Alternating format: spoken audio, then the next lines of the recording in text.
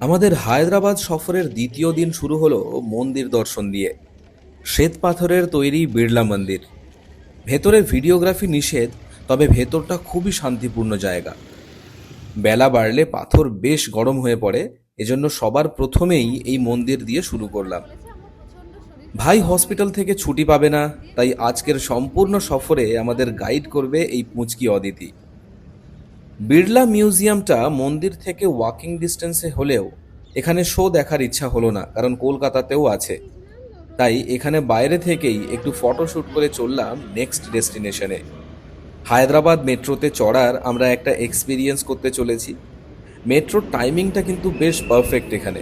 আর ছোট দুই বগের metro, office টাইমে উইকডেজেও বেশি ভিড় কিন্তু তেমন দেখলাম না। বেশ সুন্দরভাবে বসে বসে প্রায় 40 মিনিট পর আমরা নামলাম সেকেন্দ্রাবাদে।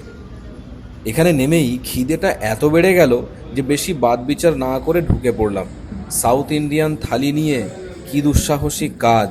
ওরে বাপরে, মানুষ এতটা ঝাল দিতে পারে তরকারিতে, পুরো চোখের জলটাই পড়তে বাকি ছিল শেষে। এরপর হেঁটে পৌঁছালাম এই দোকানটাতে যেখানে আমরা এসছি।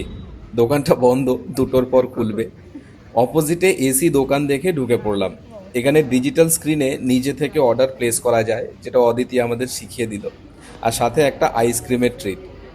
আমরা গল্প করতে করতে বেসিক্যালি টাইম পাস করছিলাম যে কখন দোকানটা আবার খুলবে। হায়দ্রাবাদে এসে অথেন্টিক দোকান থেকে শাড়ি কিনতে হবে, তাই এত দূর এখানে আসা। ঘন্টাখানেক আমার কোনো কাজ নেই, আর এই দোকানটাকে অসংখ্য ধন্যবাদ যে এরকম একটা সুন্দর রেস্ট করার ব্যবস্থা রাখার জন্য। ব্যাপক বড় দোকান আর তেমন কালেকশন। অবশেষে কয়েকটা শাড়ি কিনে ফিরে চললাম নেক্সট ডেস্টিনেশনে। চারমিনার না দেখলে নাকি হায়দ্রাবাদ ঘোরাটা একেবারেই অসম্পূর্ণ। কিন্তু এখানে পৌঁছানোর পর জায়গাটাকে তুলনা করতে হলে কলকাতার ধর্মতলা মার্কেট বলা যায়। চারমিনারের ঠিক পাশেই আছে খুব বিখ্যাত প্যারাডাইস বিরিয়ানি। বিরিয়ানি টেস্ট করার লোভটা অবশ্য আমার বেশ পুরানো, তাই টুক করে ঢুকে গেলাম তিনজনে। দিনের আলোয় চারমিনারটাকে কিন্তু খুব স্পেশাল কিছু মনে হয় না, আর পাঁচটা সাধারণ মনুমেন্টসগুলোর মতোই। প্যারাডাইসের বিরিয়ানিটা ঠিকঠাকই ছিল, তবে ওভার রেটেড মনে হলো, 7/10। সন্ধে হতেই কালারফুল লাইটিংয়ে চারমিনার এত সুন্দর হতে পারে তা কিন্তু আমি ভাবতেই পারিনি।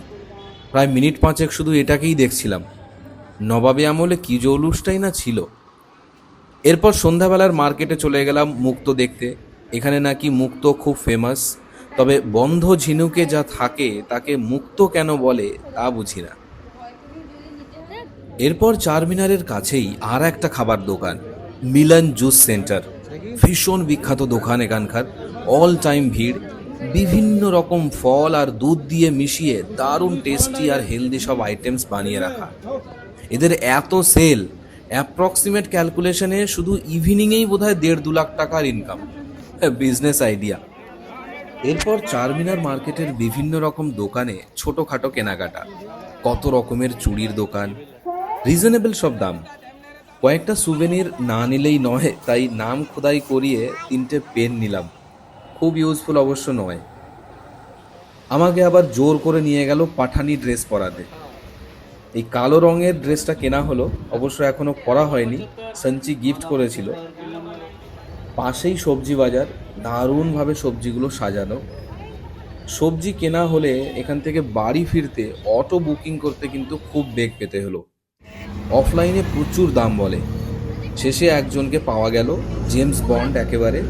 কি স্পিডে যে চালায়, অটো না বুলেট ট্রেন বোঝাই মুশকিল।